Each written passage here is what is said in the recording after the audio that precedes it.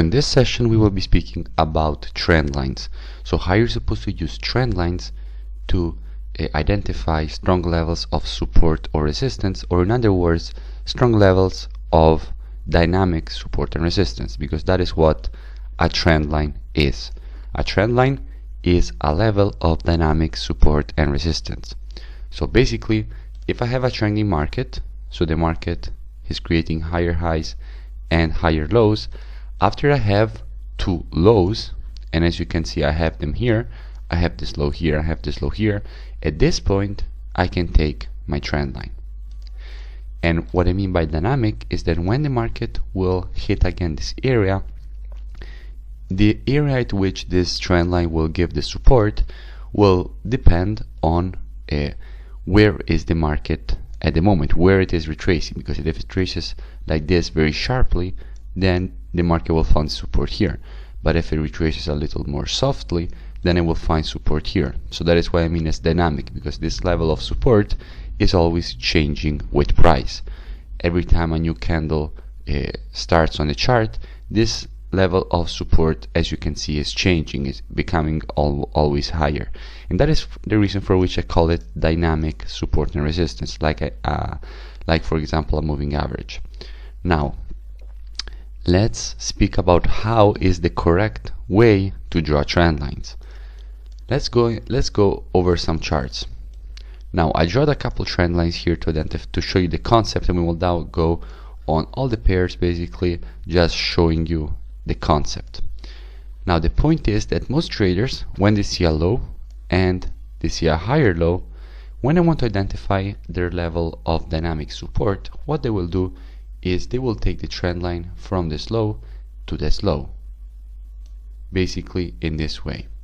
And this doesn't help at all, because if you take your trend line in this way, you will not be accurate.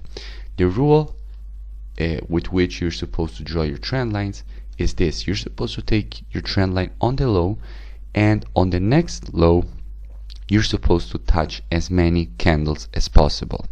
Now what I mean by as many candles as possible, in this particular case you touched only one candle, this candle here, but if you want to be much more accurate, you're going to touch both candles.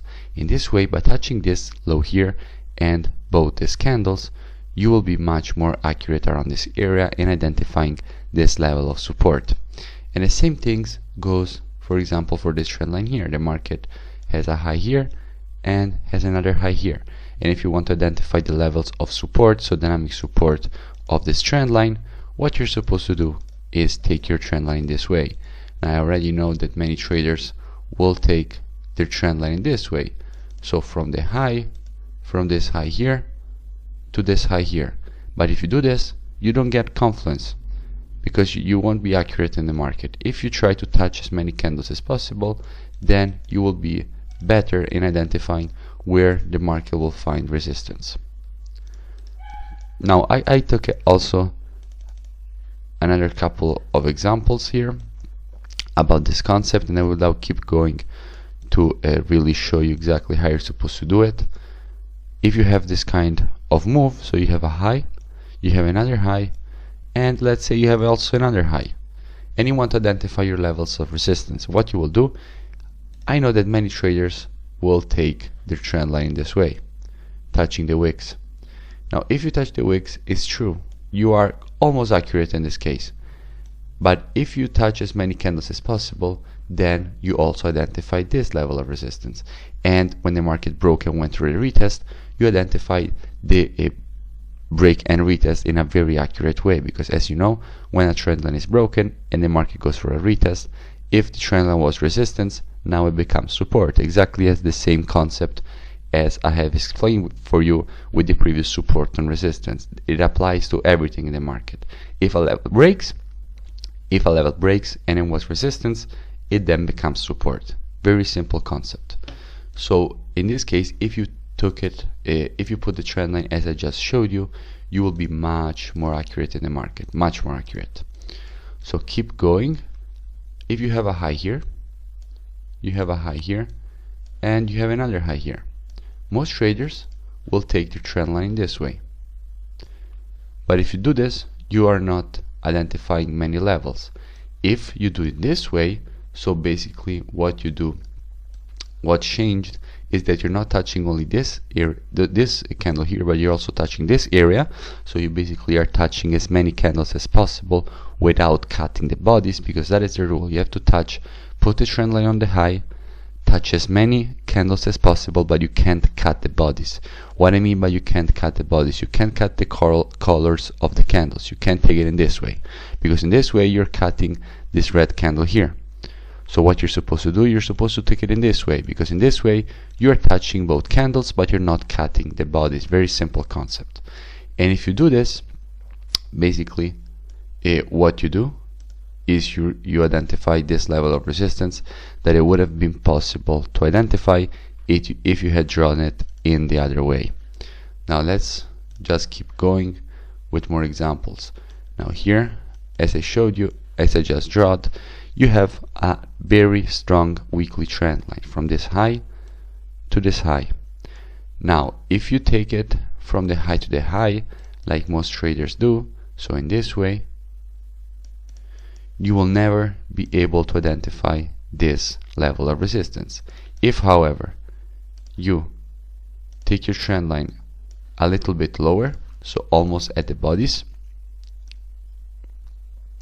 then you will be able, and you will be very accurate in identifying this level of resistance. Now let's just keep going. If you take your trend line from this low to this low here, you will not be very accurate in the market, because you won't really have the maximum confluence you can get on this particular trend line. If, however, you put the trend line this way, then you are basically almost able to identify this level of support almost 100% precise, and you also realize that this candle broke the trend line. And when this candle broke the trend line, at that point the push to the downside started. So you will always be more accurate if you take trend lines basically in this way. So if you take trend lines, touching as many candles as possible without cutting the bodies. Let's look at another example. If you take your trend line this way, so basically from this low to this low, you don't have the maximum confluence you can get, and you will not be able to identify many levels. But if you take it in this way, so basically why I am more accurate, because if I take it in this way,